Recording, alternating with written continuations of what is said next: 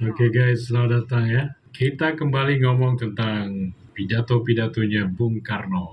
Oke, ya, buat siapa yang mau mendengarkan pidatonya Bung Karno dan mau bareng-bareng sama saya untuk mencoba memahami maksud daripada pidato-pidato tersebut, supaya kita tahu siapa kita dan mau kemana kita sebagai bangsa, guys.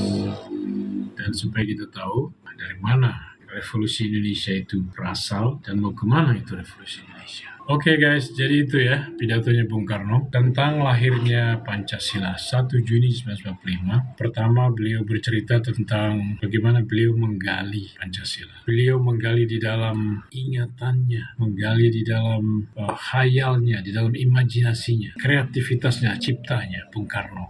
Yaitu apa yang terpendam di dalam buminya Indonesia itu, atau di dalam hatinya rakyat Indonesia ya. Beliau menggali di situ. Jadi maksud daripada penggalian itu adalah agar dapat dipakai sebagai dasar buat Indonesia merdeka yang akan datang. Dasar daripada Indonesia merdeka yang akan lahir di proklamasi. Karena kalau kita sudah menyatakan kemerdekaan kita harus segera menyusun negara kita ya, dan kita butuh dasar negara untuk menyusun negara kita. Proklamasi fungsinya adalah untuk mengadakan Indonesia merdeka atau melahirkan Indonesia merdeka. Karena kalau sebelum kita menyatakan proklamasi, Indonesia itu bisa dibilang belum ada guys ya. Dia belum ada karena masih ada di dalam kungkungannya si kolonial. Jadi kita mau mendirikan negara dari tidak ada menjadi ada. Caranya mendirikan negara dari tidak ada menjadi ada adalah harus diadakan dulu syarat negaranya itu, yaitu Indonesia merdekanya harus diadakan dulu, yaitu dengan menyatakan proklamasi kemerdekaan. Tapi begitu kita sudah menyatakan kemerdekaan, kita harus sudah siap untuk mendirikan negara kita dalam arti menyusun Undang-Undang Dasar 45. Karena Undang-Undang Dasar 45 itu adalah blueprint daripada negara kita. Dan itu kita harus mempertemukan antara Indonesia merdekanya dengan Pancasilanya. Oke, jadi Pancasila itu nanti pertama sekali dia harus mempersatukan rakyat Indonesia yang sudah merdeka. Ya kan, kita di Sumpah Pemuda sebelum kita menyatakan kemerdekaan, 17 tahun sebelum kita proklamasi, kita juga sudah melakukan penyatuan diri antara rakyat Indonesia sehingga kita menjadi Indonesia, satu nusa, satu bangsa, satu bahasa. 17 tahun lamanya kita melaksanakan apa yang kita sebut dengan pergerakan kemerdekaan Indonesia. Jadi Indonesia yang terbentuk di Sumpah Pemuda itu kita harus bawa dia kepada kemerdekaannya, dan itu membutuhkan perjalanan selama 17 tahun lamanya dari Sumpah Pemuda itu sampai ke dengan proklamasi lahirnya Indonesia merdeka. Nah, Indonesia merdeka ini mau dijadikan sebagai negara Indonesia merdeka dengan jalan mempertemukan Indonesia merdeka itu dengan dasar negara Pancasila yang sudah disusun, sudah dipersiapkan sebelum kemerdekaan. Ya, oke. Dan ternyata Pancasila ini juga selain daripada untuk mempersatukan kita, persatuan kita itu kan tekanan kata daripada Pancasila adalah didaya pemersatuan. Dan pemersatuan kita ini membutuhkan cara yang cerdas gitu loh.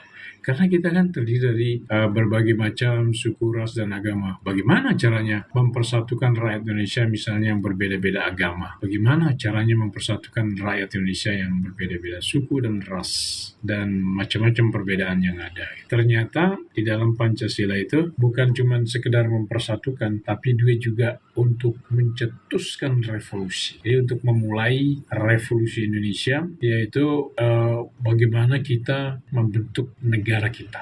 Pancasila itu memulai suatu revolusi, mencetuskan revolusi menjadi rel daripada revolusi kita itu. Memulai revolusi Indonesia. Revolusi Indonesia itu biar kita tahu ya, pakemnya adalah yang pertama, pakem revolusi Indonesia yang pertama adalah Negara Kesatuan Republik Indonesia. Itu pakem yang pertama. Pakem yang kedua, masyarakat Indonesia yang adil dan makmur. Pakem yang ketiga, dunia baru yang tanpa eksploitasi manusia atas manusia, bangsa atas bangsa. Kita kembali ke pakem yang pertama, yaitu Negara Kesatuan Republik Indonesia. Apa maksudnya pakem pertama ini Negara Kesatuan Republik Indonesia?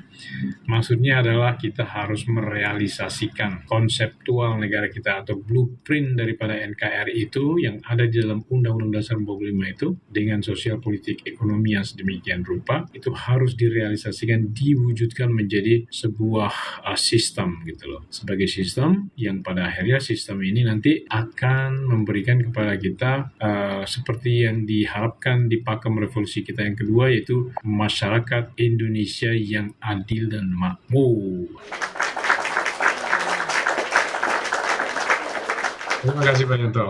Jadi masyarakat Indonesia yang adil dan makmur termasuk juga yang membentuk masyarakat Indonesia yang berbudi pekerti luhur, yang punya kepribadian ala Indonesia yang luhur, ya kan, ada moralitasnya, ada etikanya yang akan terbentuk oleh kombinasi daripada sistem sosial, sistem politik, dan sistem ekonomi kita yang berdasarkan pada Pancasila itu nanti dia akan membentuk kebudayaan Indonesia. Nah, kebudayaan Indonesia inilah yang akan melahirkan kepribadian Indonesia dengan moralitasnya yang luhur dan juga kita mempunyai karakter yang luar biasa yang dapat menjadikan kita mampu melakukan hal-hal yang besar di dalam kehidupan berbangsa bernegara. Bahkan diharapkan kita juga akan mampu menjadi contoh bagi bangsa-bangsa lain dan akan juga mengajak kepada bangsa-bangsa lain ya untuk bermindset atau mempunyai idealisme kemerdekaan kayak kita gitu ya. Idealisme kemerdekaan ini adalah idealisme kemerdekaan itu saling hormat menghormati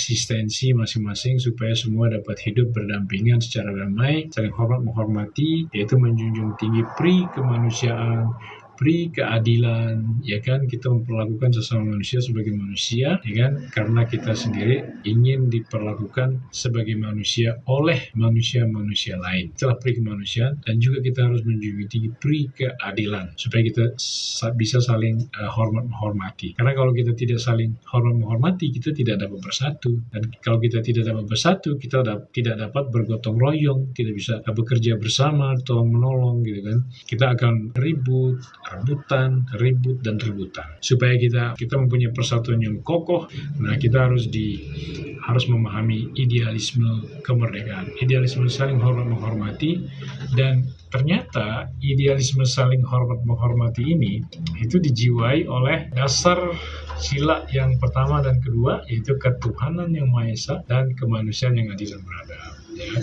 karena ketuhanan dan kemanusiaan itu adalah sebenarnya bisa kita katakan sebagai dasar-dasar atau ajaran para nabi, ajaran membawa mencintai Tuhan dan mencintai sesama manusia, ya, sebagai dasar daripada bagaimana kita bersatu. Jadi sehingga persatuannya itu mampu bersatu dengan seluas-luasnya manusia Indonesia, bisa menjangkau seluas-luasnya atau menjangkau seluruh manusia Indonesia. Kita dapat bersatu di atas cinta kasih, karena kita mengasihi Tuhan, menjunjung tinggi nama Tuhan, memuliakan nama Tuhan, kita dapat bersatu dengan siapapun, ya kan, karena kasih sayang karena Tuhan itu dia meliputi seluruh alam ini, ya kan. Kita mengasihi Tuhan berarti kita harus menjadi bagian daripada seluruh alam semesta, dan kita mencintai seluruh makhluk. Nah, itu secara ketuhanan, dan itu mengkerucut menjadi secara kemanusiaan, yaitu kita hormat menghormati dengan sesama manusia, apapun perbedaan suku, ras, dan agamanya, kita tidak permasalahkan, ya kan, termasuk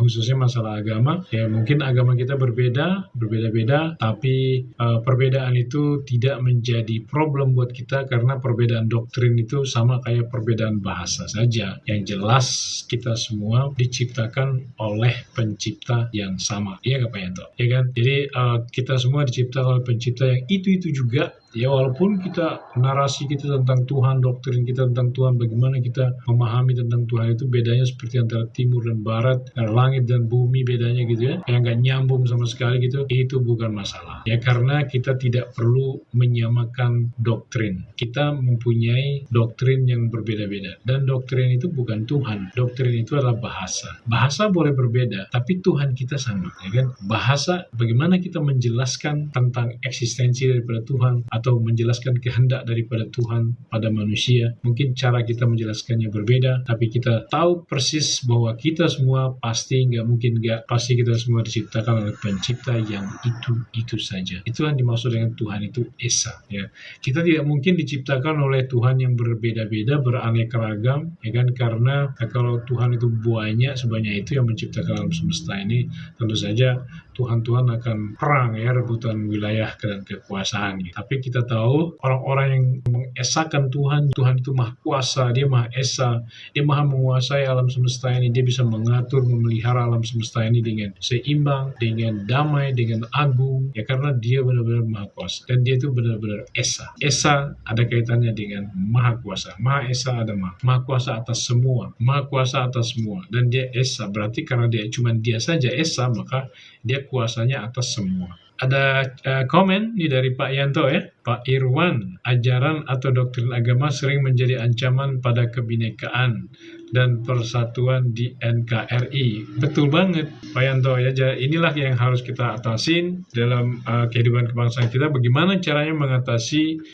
perbedaan doktrin, perbedaan agama tidak menjadi masalah. Kalau kita, Pancasila memberikan kita cara untuk bersatu, khususnya sila 1 dan sila 2, yaitu ketuhanan yang Maha Esa. Ketuhanan yang Maha Esa tentu saja kalau kita bicara ketuhanan, berarti kita bicara cinta kasih, kita bicara kebaikan, kebajikan, kita harus mengejar kebaikan, kebajikan, ya karena Tuhan itu mengajarkan itu. Dan karena kalau cinta kasih itu karena Tuhan, bukan karena sekedar kesamaan suku, kesamaan ras, kesamaan bahkan kesamaan agama gitu ya, bukan hanya itu, tapi karena Tuhan tanpa syarat gitu. Kita melihat orang lain itu sebagai manusia aja yang harus kita perlakukan sebagai manusia dan perlakukan dengan adil tanpa memandang suku, ras, dan agama. Kalau kita berpikir ketuhanan seperti itu, maka kita dapat bersatu dengan siapapun. Walaupun kita berbeda doktrin, berbeda agama, berbeda suku, ras, nasab, darah, apapun, kita dapat bersatu dengan semua orang. Ya kan? Karena kita harus berdamai dengan semua orang dan kita harus bekerja bersama, saling melengkapi, gotong royong, saling bantu-bantu, tolong-menolong untuk mewujudkan cita-cita kita bersama. Ya kan? Ketika kita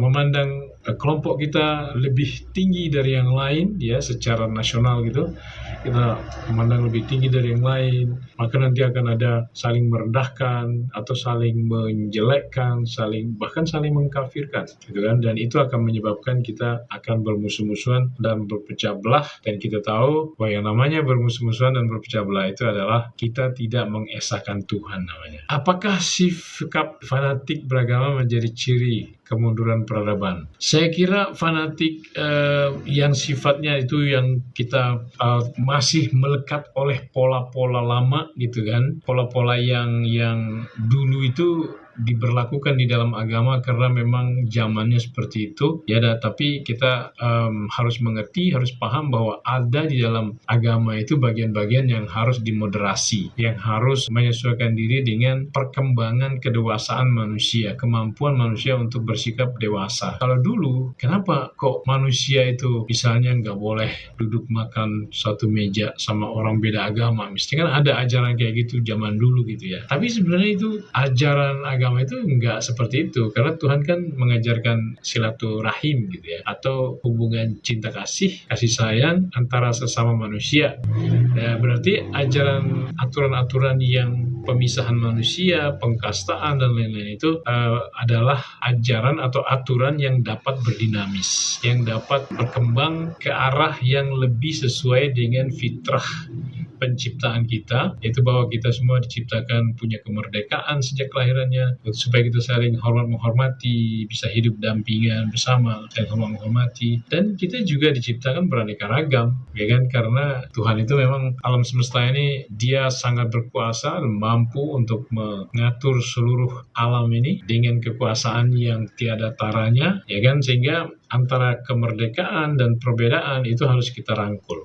Kemerdekaan harus kita terima, saling hormat menghormati, peri kemanusiaan, peri keadilan, ya kan? Sehingga kita dapat berdamai, dapat bertoleransi, dan bahkan dapat bergotong royong, kerja bersama dengan tidak mempermasalahkan perbedaan. Oke, contoh kata Pak Yanto. Mengkafirkan umat yang tidak seiman itu kan wujud kemunduran peradaban, Pak Ketua. Oh iya, ini contoh nih, nah, misalnya karena agama saya Islam, jadi saya mengambil contoh dari sejarah Islam ya. Di dalam sejarah Islam, di Piagam Madinah, itu malahan Bhinneka Tunggal Ika itu juga dipakai gitu loh. Di Piagam Madinah itu konstitusi yang pertama di dunia ini yang dikeluarkan oleh Muhammad sebagai Rasulullah gitu kan.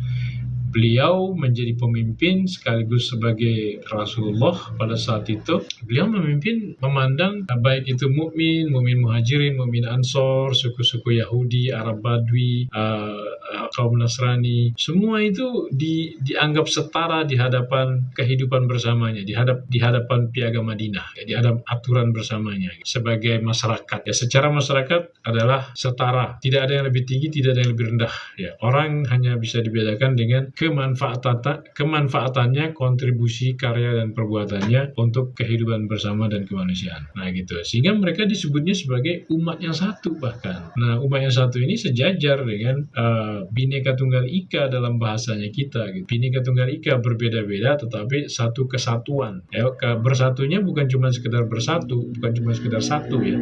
Satunya itu kesatuan, kayak tubuh yang satu keluarga besar.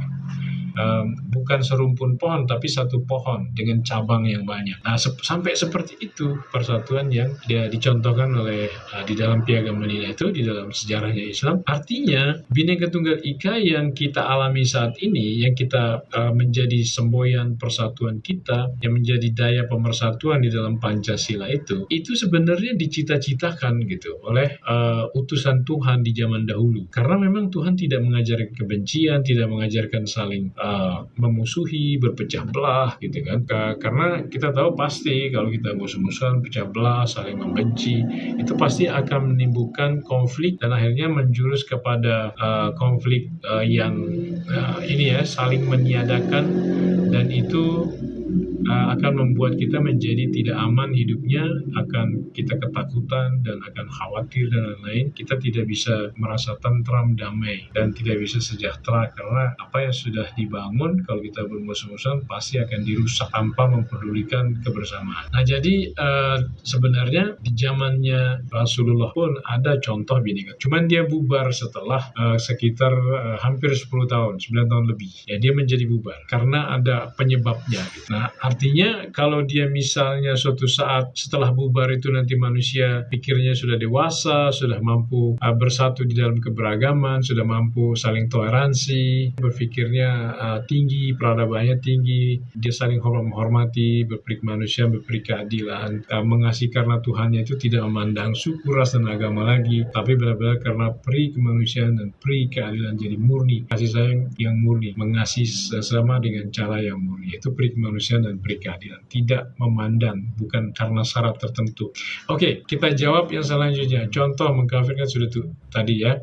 Kalau Islam kan justru wajib melindungi kaum minoritas yang dicontohkan Rasulullah. Iya, bahkan dianggap setara gitu lah. Nah, makanya kita kan Islam zaman sekarang kan turunan daripada Khilafah Utsmaniyah misalnya. Yang itu jelas berbeda dengan apa yang diterapkan dengan Piagam Madinah. Ya kan, karena Khilafah Utsmaniyah itu sama dengan Abbasiyah dan Umayyah, itu dia menggunakan sistemnya sudah sistem kerajaan ya. Mungkin bisa kita katakan dia kembali ke pola seperti yang dilakukan sebelum Nabi Muhammad. Karena Nabi Muhammad sendiri sebenarnya tidak memimpin sebagai raja gitu.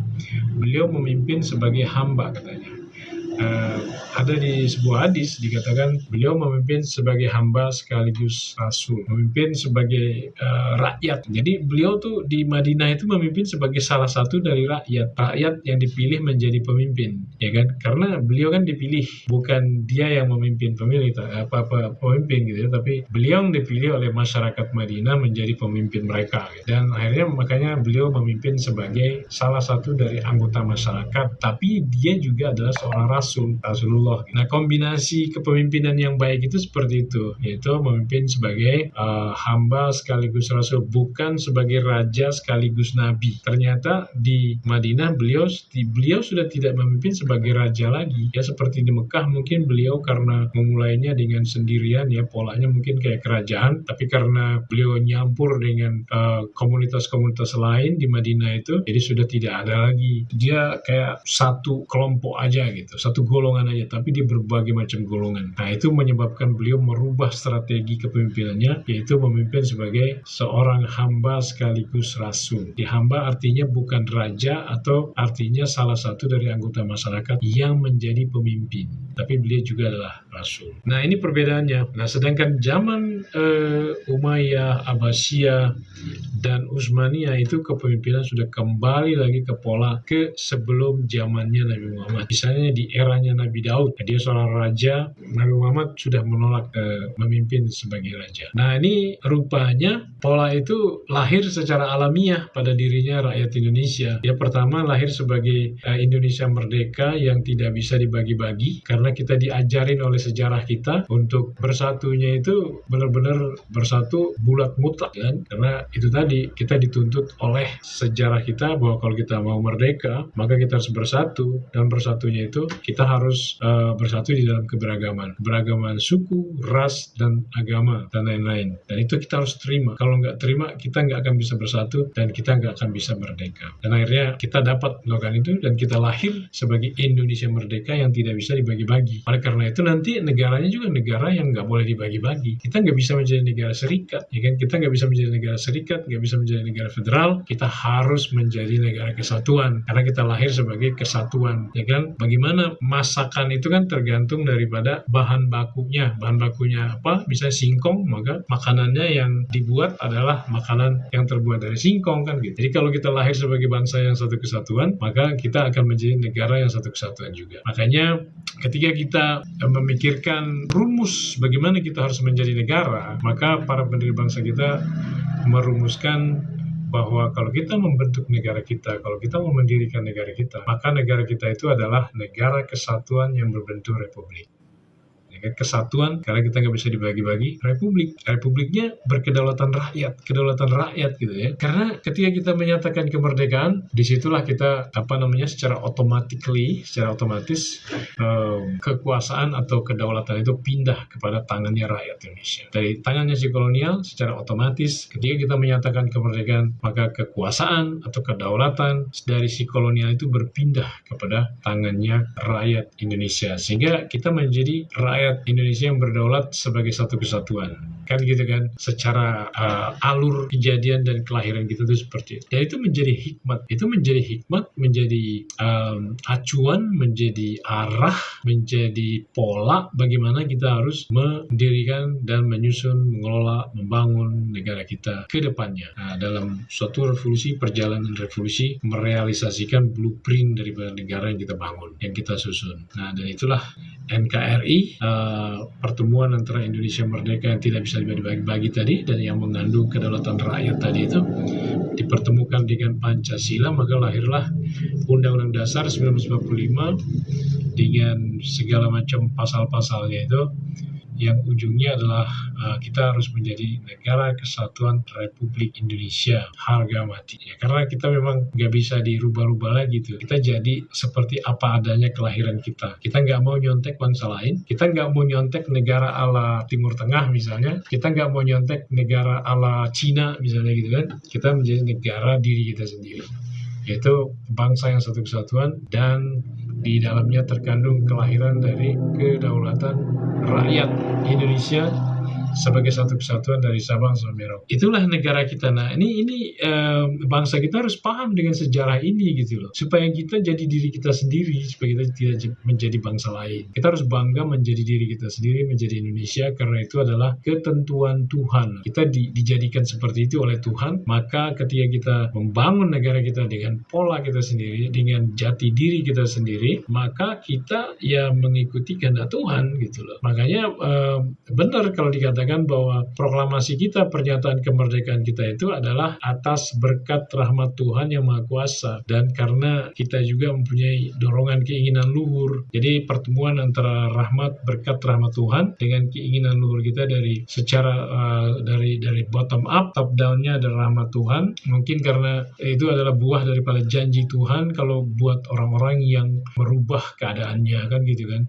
Suatu Tuhan tidak akan merubah satu kaum kalau mereka tidak merubah dirinya sendiri. Karena itu kita sebagai bangsa yang berketuhanan, bangsa yang percaya kepada Tuhan, yang memuliakan nama Tuhan, yang yakin bahwa Tuhan itu Maha Kuasa, Maha Pengasih, Maha Penyayang, kita tidak ingin ditindas. Kita tidak ingin menderita terus-menerus berkepanjangan ratusan tahun sudah lewat.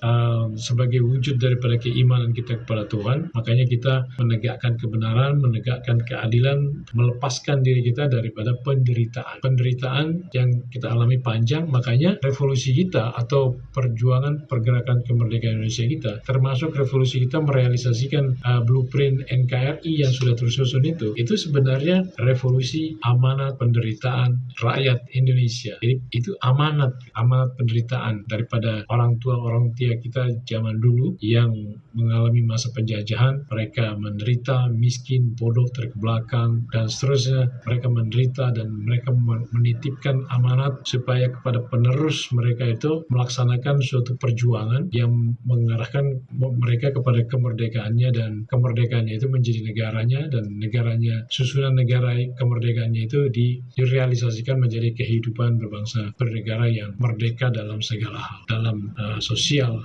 politik, ekonomi, budaya, berdaulat secara politik, ekonomi, dan budaya. Nah itu. Tapi terkait dengan tadi Pak Yanto perbedaan-perbedaan itu, memang kita harus berangkat dari bahwa kita ini masyarakat Bhinneka Tunggal Ika gitu. Kita harus akuin dulu kita sebagai masyarakat Bhinneka Tunggal Ika. Kita harus membangun Bhinneka Tunggal Ika itu di dalam perasaan kita, dalam pikiran, perasaan, dan spiritualitas kita, supaya jiwa Bhinneka Tunggal Ika itu, jiwa Pancasila kita itu benar-benar meresap sebagai starting point gitu ya, sebagai titik berangkat. Jadi persatuan Indonesia itu adalah persatuan yang berbhinneka tunggal ika, yang didasari oleh ketuhanan dan kemanusiaan, ya kan? Cinta kasih kita kepada Tuhan dan cinta kasih kita kepada manusia. Kita tidak bisa memisahkan antara cinta kita kepada Tuhan dengan cinta kita kepada manusia, karena ada dikatakan oleh Bung Karno, orang tidak dapat dikatakan mengabdi kepada Tuhan kalau dia tidak mengabdi kepada sesamanya manusia. Nah gitu, tidak mengabdi kepada sesamanya manusia, kita tidak bisa dikatakan mengabdi kepada Tuhan. Jadi antara mengabdi kepada Tuhan dan mengabdi kepada sesama manusia itu adalah satu paket. Kita menjunjung tinggi nama Tuhan, menyembah Tuhan, mengabdi kepada Tuhan dengan jalan kita saling melayani sesama manusia, saling memperlakukan dengan adil, beradab, ya, manusiawi,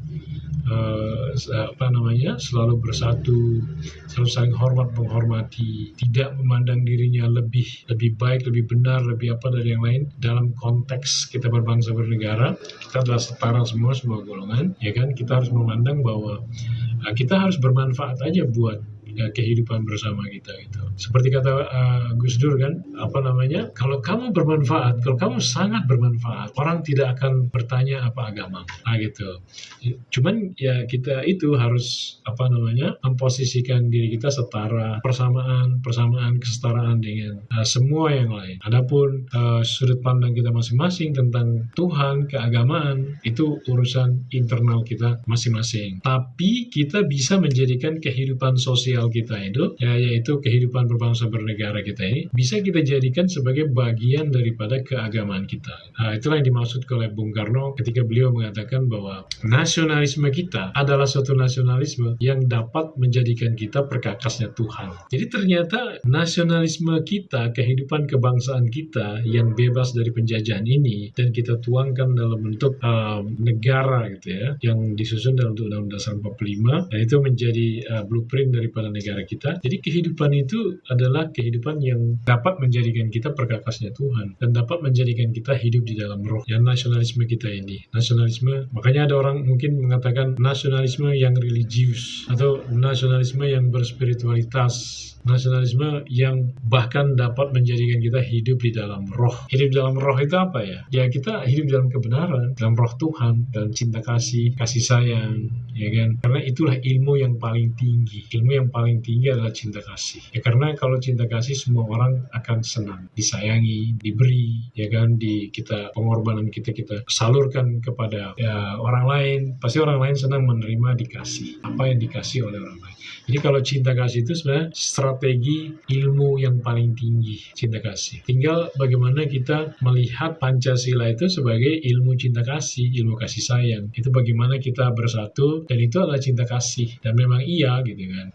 Persatuan kita dengan Pancasila, persatuan Indonesia yang bersemboyankan Bhinneka Tunggal Ika itu persatuan yang berdasarkan kepada kasih sayang kita kepada Tuhan dan kasih sayang kita kepada sesama manusia. Hablum minallah, hablum minannas. Mengasihi Tuhan dengan segenap akal budi, sepenuh hati dan segenap akal budi, dan mengasihi sesama manusia seperti kita mencintai diri kita sendiri. Wow, keren banget kalau itu bisa terwujudkan begitu ya. Ya itulah yang kita harus sama-sama bangsa Indonesia bergotong royong bekerja. Kita harus mendukung nation character building, ya kan, yang diamanatkan oleh para pendiri bangsa kita, Bung Karno, Bung Hatta, dan para pendiri bangsa kita yang progresif, revolusioner, dan visioner, supaya kita mewujudkan kita ini sebagai masyarakat Bhinneka Tunggal Ika.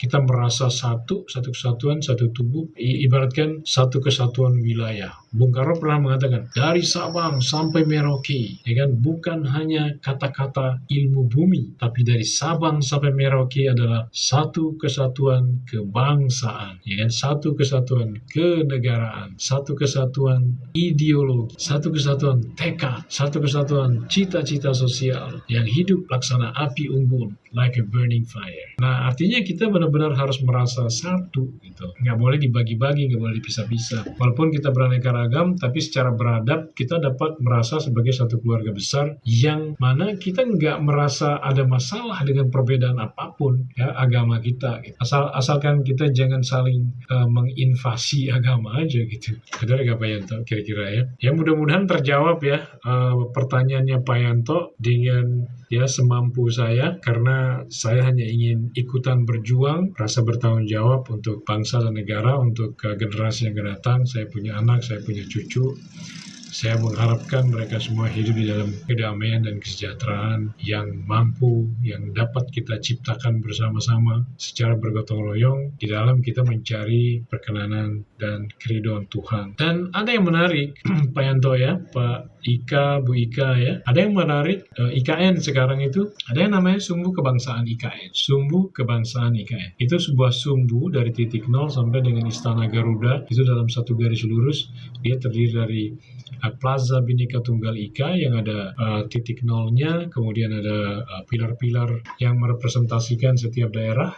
Di situ ada mungkin 34 tiang, mungkin nanti akan menjadi 38. Di situ Pak Jokowi pernah menyatukan tanah dan air, dimasukin ke gentong terus ditanam di titik itu, yang mungkin mengingatkan kita kembali kepada Sumpah Pemuda, yang artinya bahwa IKN itu tanggung jawab kita semua, milik kita semua, dan tanggung jawab kita semua, dan untuk kita semua. Oleh karena itu kita semua harus memastikan diri kita untuk merasa diri kita itu tubuh yang satu keluarga besar, mempunyai cita-cita yang sama, keinginan yang sama, yang ingin agar IKN itu menjadi sentra segala-galanya buat bangsa Indonesia, sentra ekonomi baru, ya kan, yang akan memberikan bukan hanya sekedar ekonomi, tapi juga kepribadian, budaya, kebudayaan, ya kan, contoh. Nah, di situ kemudian ada titik Taman Kusuma Bangsa. Di situ ada Bung Karno, ada Bung Hatta dengan patung sayap yang besar gitu ya, masing-masing. Ada Bung Hatta, Bung Karno di kedua sayap tersebut. Terus ada Bukit Bendera, ya kan, bendera setinggi 17 meter, Pak Yanto. Setinggi 17 meter, dia itu melambangkan ya kita, ya Indonesia ini ya merah putih.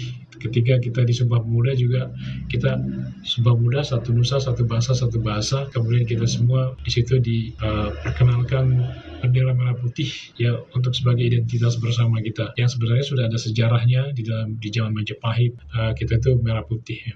Nah di situ juga ada api abadi itu di antara Bung Karno dan Bung Hatta, di antara dua sayap itu ada api abadi. Bisa kita katakan bahwa api abadi itu api kemerdekaan yang menyala-nyala di dalam hati kita, ya, yang punya semangat berjuang mati-matian penuh dengan idealisme, semangat persatuan yang bulat mutlak, yang tidak mengecualikan suatu golongan dan lapisan, semangat membentuk dan membangun negara kita dari ketiadaan, dari tidak ada menjadi ada. Kita pernah tidak ada karena kita ada di dalam kolonialisme, yang ada adalah si kolonial, kita nggak ada. Tapi ketika kita menyatakan kemerdekaan kita, proklamasi 17 Agustus 1945, kita menjadi ada atau syarat negaranya menjadi nyata, menjadi ada, menjadi de facto gitu ya.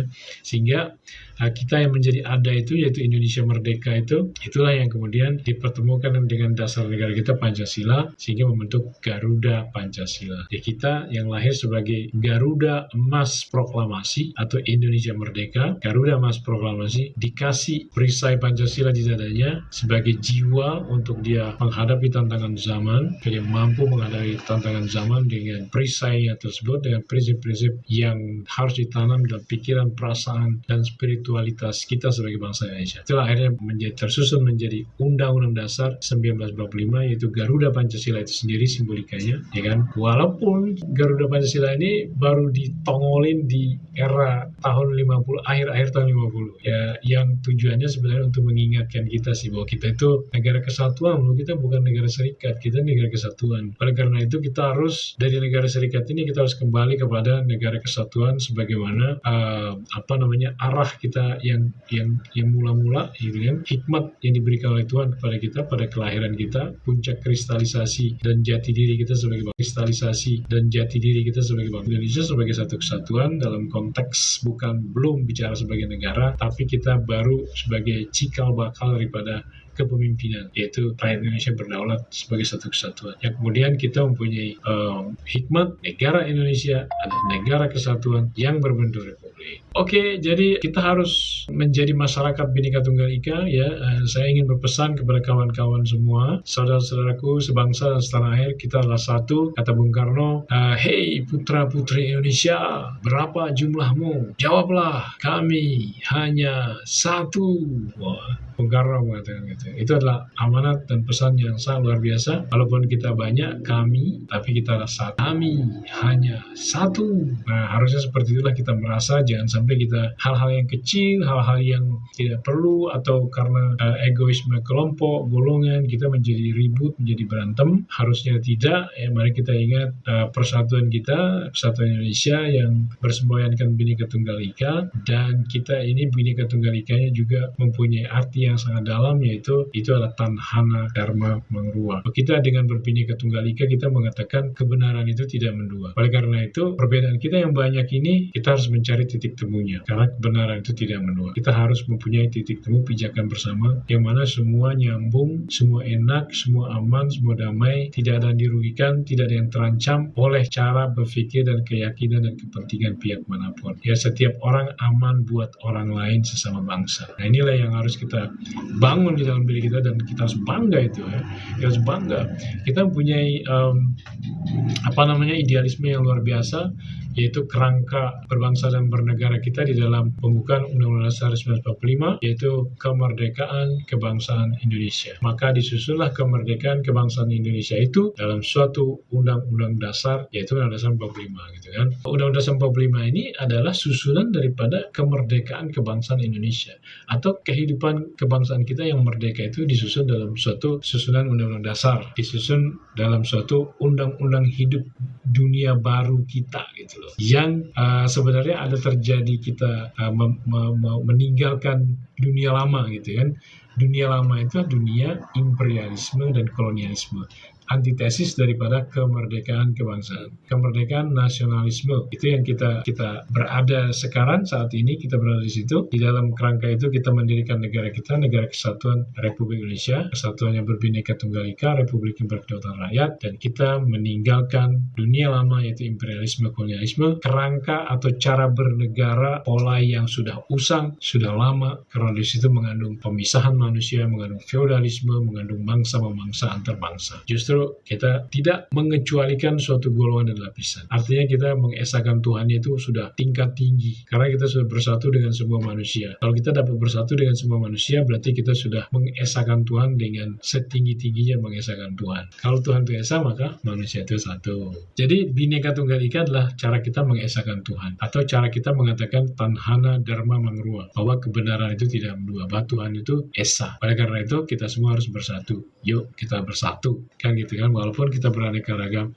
suku, ras, dan agama, itu harus kita terima sebagai kekayaan kehidupan itu sendiri, harus kita rangkul, harus kita peluk keberagaman itu. Tidak boleh kita ketakutan oleh keberagaman, ya kan. Dan itu sebenarnya kalau kita mampu seperti itu, kita sudah mencapai suatu peradaban yang sangat tinggi. Jadi ada seorang ahli tata negara dari Norwegia, ya, namanya adalah David van Rijbroek. Beliau membuat suatu buku tentang bangsa kita, tentang negara kita, tentang Indonesia. Dia mengatakan judulnya buku itu adalah Revolusi Indonesia and the Birth of the Modern World. Ya, revolusi Indonesia dan kelahiran daripada dunia modern. Ternyata revolusi kita atau kelahiran negara Indonesia itu adalah kelahiran daripada dunia modern. Loh, kenapa bukan di Amerika atau di negara-negara Eropa gitu ya, kelahiran dunia modern, negara Jepang, negara Cina misalnya. Ternyata dunia modern itu bukan cuma bicara kemajuan ekonomi dan teknologi gitu ya. Ada yang lebih tinggi lagi tentang dunia modern, yaitu tatanan sosial yang sangat beradab. Itulah bangsa Indonesia itu, dengan persatuan Bhinneka Tunggal Ikanya, dengan kepemimpinan yang tidak feodalistik, yang tidak, dan cara dia bertahan hidup dan bergaul dengan bangsa-bangsa lain yang meninggalkan budaya imperialisme dan kolonialisme, atau menghormati kemerdekaan hak segala bangsa dan mengajak kepada persaudaraan bangsa-bangsa di atas suatu dasar ketertiban yang kita sebut dengan dasar kemerdekaan, perdamaian abadi, dan keadilan sosial. Nah, itu luar biasa. Bangsa kita ini kita harus bangga ya, saudara-saudara sekalian ya, kawan-kawan semua dari Sabang sampai Merauke, kita harus bangga bangsa kita, bangsa dunia modern. Kita lah bangsa yang membangkitkan dunia modern. Ya, kita datang ke Palestina, kita datang ke Ukraina, kita ingin mengajak kepada bangsa-bangsa bukan karena kita memihak salah satu, ya, tapi ini adalah tuntutan jati diri kita sendiri, tuntutan konstitusi kita yang mengatakan bahwa kemerdekaan itu adalah hak segala bangsa. Penjajahan di atas dunia harus dihapuskan karena tidak sesuai dengan pri kemanusiaan dan pri keadilan. Jadi kita membawa itu kepada dunia internasional, kita menjadi pembawa damai, kita menegakkan kebenaran, menegakkan keadilan, menjadi bermanfaat, rahmatan lil alamin untuk segala bangsa bila perlu. Jadi kita harus bangga gitu, dengan bangsa kita itu, dengan negara kita ini, yang Bung Karno mengatakan bahwa nasionalisme kita adalah suatu nasionalisme yang dapat menjadikan kita perkakasnya Tuhan. Kita bisa menjadi perkakasnya Tuhan ketika tentara nasional Indonesia datang ke Palestina, menjaga perdamaian gitu kan, menegakkan keadilan di sana. Ya, kita sedang menjadi perkakasnya Tuhan itu, ya kan, karena kita menegakkan kebenaran, menegakkan keadilan, menghapuskan kezaliman dan seterusnya. Itu adalah ajaran Tuhan, itu perintah Tuhan, dan kita melakukan itu. Dan kita harus bangga. Kita harus bangga, benar-benar bangga kepada kasih karunia Tuhan kepada kita, rahmat, berkat dan rahmatnya kepada kita, yang telah memberikan janji yang luar biasa dalam bentuk kemerdekaan kita, dalam bentuk kehidupan kebangsaan kita yang merdeka, yang kita susun menjadi undang-undang hidup dunia baru kita, undang-undang hidup kemerdekaan, kemudian yang kita susun menjadi negara kemerdekaan, dan kita akan realisasikan sebagai kehidupan yang penuh dengan kemerdekaan dalam segala aspek kehidupan sosial, politik, ekonomi, dan budaya, yang akan tercermin pada moralitas, perilaku kita, kepribadian dan karakter kita sebagai bangsa Indonesia. Nah, mudah-mudahan itu benar-benar dapat kita wujudkan bersama guys ya. Mari kita lanjutkan perjuangan para pendiri bangsa kita, amanat penderitaan rakyat Indonesia yang belum selesai, ya kan? Para nenek moyang kita, para orang-orang tua kita dahulu yang berjuang, menderita dan lain-lain, kita mempunyai beban itu di pundak kita. Kita tidak boleh melupakan mereka, amanat mereka.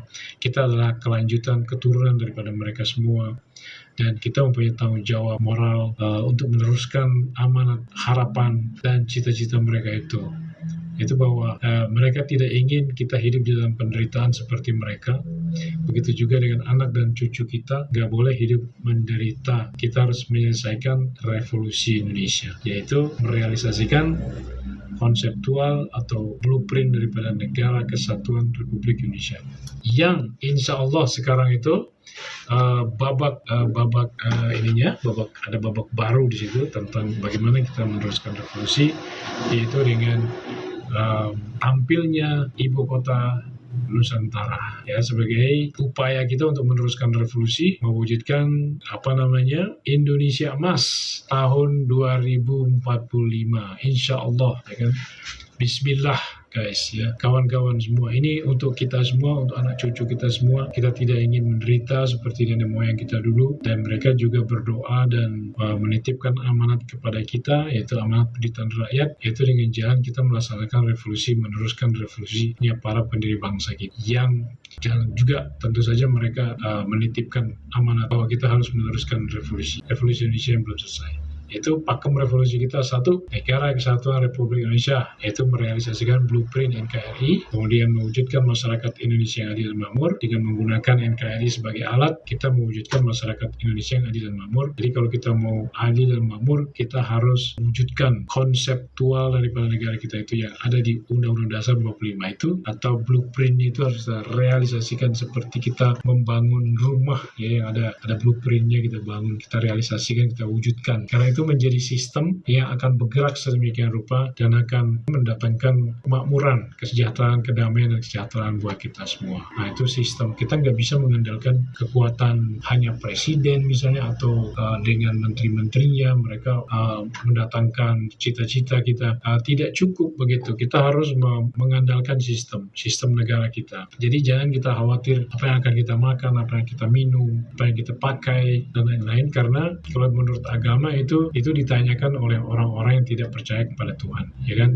Tapi carilah dulu sistemmu, carilah dulu kerajaan Tuhan, atau carilah dulu satu sistem sosial yang dijiwai oleh semangat ketuhanan, semangat keadilan, ya, cinta kasih dan lain-lain. Dan itu sudah tertuang dalam Pancasila, dan itu menjadi Undang-Undang 45 dan menjadi NKRI, dan tinggal kita realisasikan sehingga NKRI menjadi rumah kasih sayang, rumah kemerdekaan. Kalau bahasa